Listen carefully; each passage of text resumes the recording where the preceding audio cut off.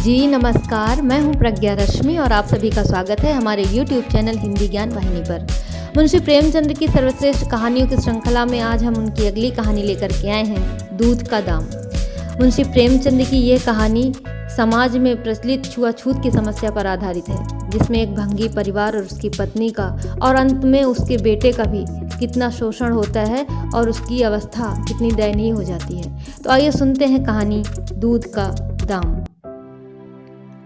अब बड़े बड़े शहरों में दाइयाँ, नर्सें और लेडी डॉक्टर सभी पैदा हो गई हैं, लेकिन देहातों में जच्चे खानों पर अभी तक भंगिनों का ही प्रभुत्व है और निकट भविष्य में इसमें कोई तब्दीली होने की आशा भी नहीं। बाबू महेश नाथ अपने गांव के जमींदार थे, शिक्षित थे और जच्चे खानों में सुधार की आवश्यकता को मानते भी थे, लेकिन इसमें जो बाधाएं थी उन पर कैसे विजय पाते। कोई नर्स देहात में जाने पर राजी ही न हुई और जो बहुत कहने सुनने से राजी भी हुई तो इतनी लंबी चौड़ी फीस मांगी कि बाबू साहब को सिर झुकाकर चले आने के सिवा और कुछ न सूझा। और लेडी डॉक्टर के पास तो उन्हें जाने की हिम्मत ही न पड़ी। उसकी फीस पूरी करने के लिए तो शायद बाबू साहब को अपनी आधी जायदाद बेचनी पड़ती। इसलिए जब 3 कन्याओं के बाद वह चौथा लड़का पैदा हुआ तो फिर वही गूदड़ था और वही गूदड़ की बहू। बच्चे अक्सर रात ही को पैदा होते हैं। एक दिन आधी रात को चपरासी ने गूदड़ के द्वार पर ऐसी हाँक लगाई कि पास पड़ोस में भी जाग पड़ गई। लड़की न थी कि मरी आवाज से पुकारता। गूदड़ के घर में इस शुभ अवसर के लिए महीनों से तैयारियां हो रही थी। भय था तो यही कि फिर बेटी न हो जाए, नहीं तो वही बंधा हुआ 1 रुपया और 1 साड़ी मिलकर रह जाएगी। इस विषय में स्त्री और पुरुष में कितनी बार ही झगड़ा हो चुका था। शर्त भी लग चुकी थी। स्त्री कहती थी, अगर अब की बेटा ना हो तो मुंह न दिखाऊं। हाँ, मुंह नहीं दिखाऊंगी, सारे लक्षण बेटे के हैं। और गूदड़ कहता था, देख लेना, बेटी ही होगी और बीच खेत बेटी होगी। बेटा निकले तो मूछें मुड़ा लूं। हाँ, मैं भी मूछें मुड़ा लूं। शायद गूदड़ समझता था कि इस तरह अपनी स्त्री में पुत्र कामना को बलवान करके वह बेटे की आवाई के लिए रास्ता साफ कर रहा है। भूंगी बोली, अब मूछ मुड़ा ले दाढ़ी जार, कहती थी ना बेटा होगा, सुनता ही ना था, अपनी ही रट लगाया जाता था। मैं आज तेरी मूछें मूड़ूंगी, खूंटी तक तो रखूंगी ही नहीं। गूदड़ ने कहा, अच्छा मोड़ लेना भली मानस, मूछें क्या फिर निकलेंगी ही नहीं? तीसरे दिन देख लेना, फिर ज्यों की त्यों है, मगर जो कुछ मिलेगा उसमें आधा रखा लूंगा, कह देता हूँ। भूंगी ने अंगूठा दिखाया और अपने 3 महीने के बालक को गूदड़ के सुपुर्द कर सिपाही के साथ चल खड़ी हुई। गूदड़ ने पुकारा, अरे सुन तो, कहाँ भागी जाती है? मुझे भी तो बधाई बजाने जाना पड़ेगा, इसे कौन संभालेगा? भूंगी ने दूर से ही कहा, इसे वहीं धरती पर सुला देना, मैं आके दूध पिला जाऊंगी। महेश नाथ के यहाँ अब भी भूंगी की खूब खातिरदारियां होने लगी। सवेरे हरीरा मिलता, दोपहर को पूरियां और हलवा, तीसरे पहर को फिर और रात को फिर, और गूदड़ को भी भरपूर परोसा मिलता था। भूंगी अपने बच्चे को दिन रात में 1-2 बार से ज्यादा न पिला सकती थी। उसके लिए ऊपर के दूध का प्रबंध था। भूंगी का दूध बाबू साहब का भाग्यवान बालक पीता था और यह सिलसिला 12वें दिन भी न बंद हुआ। मालकिन मोटी ताजी देवी थी, पर अब की कुछ ऐसा संयोग हुआ कि उन्हें दूध हुआ ही नहीं। तीनों लड़कियों के बाद इतने इफरात से दूध होता था कि लड़कियों को बदहजमी हो जाती थी। अब की एक बूंद नहीं। भूंगी दाई भी थी और दूध पिलाई भी। मालकिन कहती, भूंगी हमारे बच्चे को पाल दे, फिर जब तक तू जिए बैठी खाती रहना। 5 बीघे माफी दिलवा दूंगी, नाती पोते तक चैन करेंगे। और भूंगी का लाडला ऊपर का दूध हजम न कर सकने के कारण बार बार उल्टी करता और दिन ब दिन दुबला होता जाता था। भूंगी कहती, बहू जी मुंडन में चूड़े लूंगी, कह देती हूँ। बहू जी उत्तर देती, हाँ चूड़े ले लेना भाई, धमकाती क्यों है? अच्छा ये बता, चांदी के लेगी या सोने के? वाह बहू जी, चांदी के चूड़े पहन के किसे मुंह दिखाऊंगी और हंसी किसकी होगी? अच्छा ठीक है, सोने के ले लेना भाई, कह तो दिया। और ब्याह में कंठाकिन के बाद भूंगी का राज्य था। महरियां, महराजिन, नौकर चाकर सब उसका रोब मानते थे। यहाँ तक कि खुद बहू जी भी उससे दब जाती थी। एक बार तो उसने महेश नाथ को भी डांटा था, हंसकर टाल गए। बात चली थी भंगियों की। महेश नाथ ने कहा था, दुनिया में और चाहे कुछ भी हो जाए, भंगी भंगी ही रहेंगे, इन्हें आदमी बनाना कठिन है। इस पर भूंगी ने कहा था, मालिक भंगी तो बड़ों बड़ों को आदमी बनाते हैं, उन्हें कोई क्या आदमी बनाए। या गुस्ताखी करके किसी दूसरे अवसर पर भला भूंगी के सिर के बाल बच सकते थे। लेकिन आज बाबू साहब ठठाकर हंसे और बोले, भूंगी बात बड़े पते की कहती है। भूंगी का शासन काल साल भर से आगे न चल सका। देवताओं ने बालक के भंगिन का दूध पीने पर आपत्ति की। मोटे राम शास्त्री तो प्रायश्चित का प्रस्ताव कर बैठे। दूध तो छुड़ा दिया गया, लेकिन प्रायश्चित की बात हंसी में उड़ गई। महेश नाथ ने फटकार कर कहा, प्रायश्चित की खूब कही शास्त्री जी। कल तक उसी भंगिन का खून पीकर पला, अब उसमें छूत घुस गई। वाह रे आपका धर्म। शास्त्री जी शिखा फटका कर बोले, यह सत्य है। वह कल तक भंगिन का रक्त पीकर पला, मांस खाकर पला, यह भी सत्य है। लेकिन कल की बात कल थी और आज की बात आज। जगन्नाथपुरी में छूत अछूत सब एक पंगत में खाते हैं, पर यहाँ तो नहीं खा सकते ना। बीमारी में तो हम भी कपड़े पहने खा लेते हैं, खिचड़ी तक खा लेते हैं बाबूजी, लेकिन अच्छे हो जाने पर तो नेम का पालन करना ही पड़ता है। आपद धर्म की बात न्यारी है। तो इसका ये अर्थ है कि धर्म बदलता रहता है, कभी कुछ और कभी कुछ। और क्या, राजा का धर्म अलग, प्रजा का धर्म अलग, अमीर का धर्म अलग, गरीब का धर्म अलग। राजे महाराजे जो चाहे खाएं, जिसके साथ चाहे खाएं, जिसके साथ चाहे शादी ब्याह करें, उनके लिए कोई बंधन नहीं। समर्थ पुरुष हैं, बंधन तो मध्य वालों के लिए है। प्रायश्चित तो ना हुआ, लेकिन भूंगी को गद्दी से उतरना पड़ा। हाँ, दान दक्षिणा इतनी मिली कि वह अकेले ले ना जा सकी, और सोने के चूड़े भी मिले। एक की जगह 2 नई सुंदर साड़ियां, मामूली नैन सुख की नहीं, जैसी लड़कियों की बार मिली थी। इसी साल प्लेग ने जोर बांधा और गूदड़ पहले ही चपेट में आ गया। भूंगी अकेली रह गई, पर गृहस्थी ज्यों की त्यों चलती रही। लोग ताक लगाए बैठे थे कि भूंगी अब गई। फला भंगी से बात हुई, फला चौधरी आए, लेकिन भूंगी न कहीं आई न कहीं गई। यहाँ तक कि 5 साल बीत गए और उसका बालक मंगल दुर्बल और सदा रोगी रहने पर भी दौड़ने लगा। सुरेश के सामने पिद्दी सा लगता था। एक दिन भूंगी महेश नाथ के घर का परनाला साफ कर रही थी। महीनों से गलीज जमा हो रहा था, आंगन में पानी भरा रहने लगा था। परनाले में एक लंबा मोटा बांस डालकर जोर से हिला रही थी। पूरा दाहिना हाथ परनाले के अंदर था कि एकाएक उसने चिल्लाकर हाथ बाहर निकाल लिया, और उसी वक्त एक काला सांप परनाले से निकल कर भागा। लोगों ने दौड़कर उसे मार तो डाला, लेकिन भूंगी को ना बचा सके। समझे पानी का सांप है, विषैला ना होगा, इसलिए पहले कुछ गफलत की गई। जब विष देह में फैल गया और लहरें आने लगी, तब पता चला कि वह पानी का सांप नहीं, बल्कि गेहुआ सांप था। मंगल अब अनाथ था। दिन भर महेश बाबू के द्वार पर मंडराया करता। घर में जूठन इतना बचता था कि ऐसे ऐसे 10-5 बालक पल सकते थे। खाने की कोई कमी न थी। हाँ, उसे तब बुरा जरूर लगता था जब उसे मिट्टी के कसोरों में ऊपर से खाना दिया जाता था। सब लोग अच्छे अच्छे बर्तनों में खाते हैं, उसके लिए मिट्टी के कसूरे। यूं उसे इस भेदभाव का बिल्कुल ज्ञान न होता था, लेकिन गांव के लड़के चिढ़ा कर उसका अपमान करते रहते थे। कोई उसे अपने साथ खिलाता भी न था। यहाँ तक कि जिस टाट पर वह सोता था वह भी अछूत था। मकान के सामने एक नीम का पेड़ था, इसी के नीचे मंगल का डेरा था। एक फटा सा टाट का टुकड़ा, 2 मिट्टी के कसूरे और एक धोती, जो सुरेश बाबू की उदाहरण थी। जाड़ा, गर्मी, बरसात, हर एक मौसम में वह जगह एक सी आरामदेह थी। और भाग्य का बली मंगल झुलसती हुई लू, गलते हुए जाड़े और मूसलाधार वर्षा में भी जिंदा और पहले से कहीं स्वस्थ था। बस उसका कोई अपना था तो गांव का एक कुत्ता, जो अपने सहवर्गीयों के जुल्म से दुखी होकर मंगल की शरण आ पड़ा था। दोनों एक ही खाना खाते, एक ही टाट पर सोते। तबीयत भी दोनों की एक सी ही थी और दोनों एक दूसरे के स्वभाव को जान गए थे। कभी आपस में झगड़ा न होता। गांव के धर्मात्मा लोग बाबू साहब की इस उदारता पर आश्चर्य करते। ठीक द्वार के सामने 50 हाथ भी न होगा, मंगल का पड़ा रहना उन्हें 16 आने धर्म विरुद्ध जान पड़ा। छी, यही हाल रहा तो थोड़े ही दिनों में धर्म का अंत ही समझो। भंगी को भी भगवान ने ही रचा है, यह हम भी जानते हैं। उसके साथ हमें किसी तरह का अन्याय न करना चाहिए, यह किसे नहीं मालूम। भगवान का तो नाम ही पतित पावन है, लेकिन समाज की मर्यादा भी कोई वस्तु है। उस द्वार पर जाते हुए संकोच होता है, लेकिन गांव के मालिक हैं तो जाना तो पड़ता ही है। बस यही समझ लो कि घृणा होती है। मंगल और टामी में गहरी बनती थी। मंगल कहता, देखो भाई टामी, जरा और खिसक कर सो, आखिर मैं कहाँ लेटूं? सारा टाट तो तुमने घेर लिया।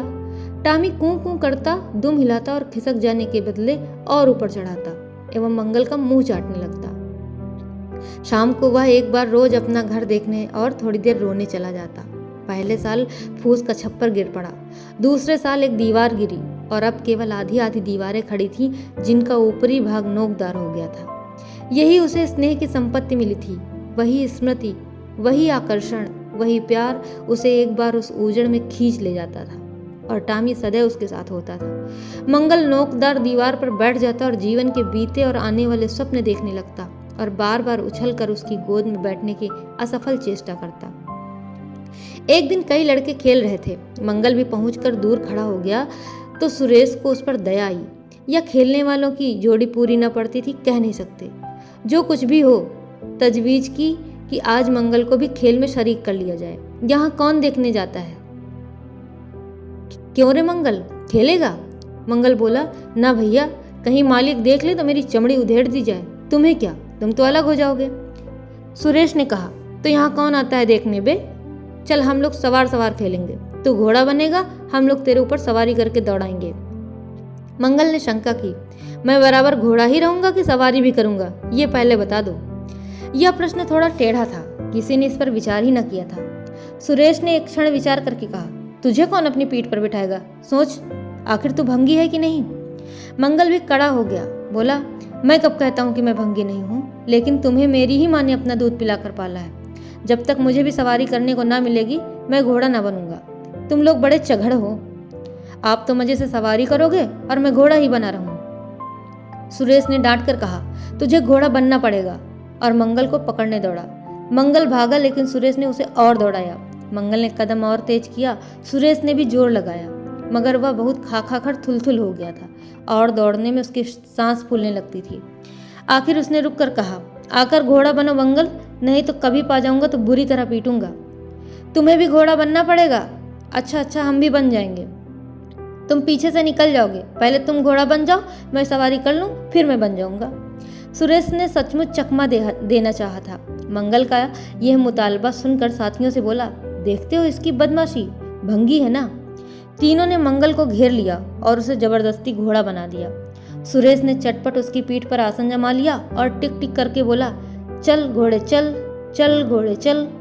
मंगल कुछ देर तक तो चला, लेकिन उस बोझ से उसकी कमर टूटी जाती थी। उसने धीरे से पीठ सिकोड़ी और सुरेश की रान के नीचे से सरक गया। सुरेश महोदय लद से गिर पड़े और भोंपू बजाने लगे। माँ ने सुना सुरेश कहीं रो रहा है। सुरेश कहीं रोए तो उनके तेज कानों में जरूर भनक पड़ जाती थी और उसका रोना भी बिल्कुल निराला होता था, जैसे छोटी लाइन के इंजन की आवाज। मेहरी से बोली, देख तो सुरेश कहीं रो रहा है, पूछ तो किसने मारा है। इतने में सुरेश खुद आंखें मलता हुआ आया। उसे जब रोने का अवसर मिलता था तो माँ के पास फरियाद लेकर जरूर आता था। माँ मिठाई या मेवे देकर आंसू पोंछ देती थी। आप थे तो 8 साल के, मगर थे बिल्कुल गावदी। हद से ज्यादा प्यार ने उसकी बुद्धि के साथ वही किया था जो हद से ज्यादा भोजन ने उसकी देह के साथ। माँ ने पूछा, क्यों रोता है सुरेश, किसने मारा?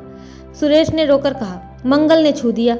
माँ को विश्वास न आया। मंगल इतना निरीह था कि उससे किसी तरह की शरारत की शंका न होती थी, लेकिन जब सुरेश कस्में खाने लगा तो विश्वास करना लाजिम हो गया। मंगल को बुलाकर डांटा, क्यों रे मंगल, अब तुझे बदमाशी सूझने लगी? मैंने तुझसे कहा था ना सुरेश को कभी छूना मत, याद है कि नहीं? बोल। मंगल ने दबी आवाज से कहा, याद क्यों नहीं है? तो फिर तूने उसे क्यों छुआ? मैंने नहीं छुआ। तूने नहीं छुआ तो वह रोता क्यों था? गिर पड़े, इससे रोने लगे। अच्छा, चोरी और सीना चोरी। देवी जी दांत पीस कर रह गईं। मारती तो उसी दम स्नान करना पड़ता, छड़ी तो हाथ में लेनी ही पड़ती और छूत का विद्युत प्रवाह इस छड़ी के रास्ते में उनकी देह में पैवस्त हो जाता। इसलिए जहां तक गालियां दे सकती थी दी और हुक्म दिया कि अभी अभी यहां से निकल जा, फिर जो इस द्वार पर तेरी सूरत नजर आई तो तेरा खून ही पी जाऊंगी। मुफ्त की रोटियां खा खा कर शरारत सूझी है, आदि आदि जो भी कहा। मंगल में गैरत तो क्या थी, हाँ डर जरूर था। चुपके से अपने सकोरे उठाए, टाट का टुकड़ा बगल में दबाया, धोती कंधों पर रखी और रोता हुआ वहां से चल पड़ा। अब वह यहाँ कभी ना आएगा, यही तो होगा कि भूखों मर जाएगा। क्या हर्ज है, इस तरह जीने से फायदा ही क्या? गांव में उसके लिए और ठिकाना कहाँ था? भंगी को कौन पनाह देता?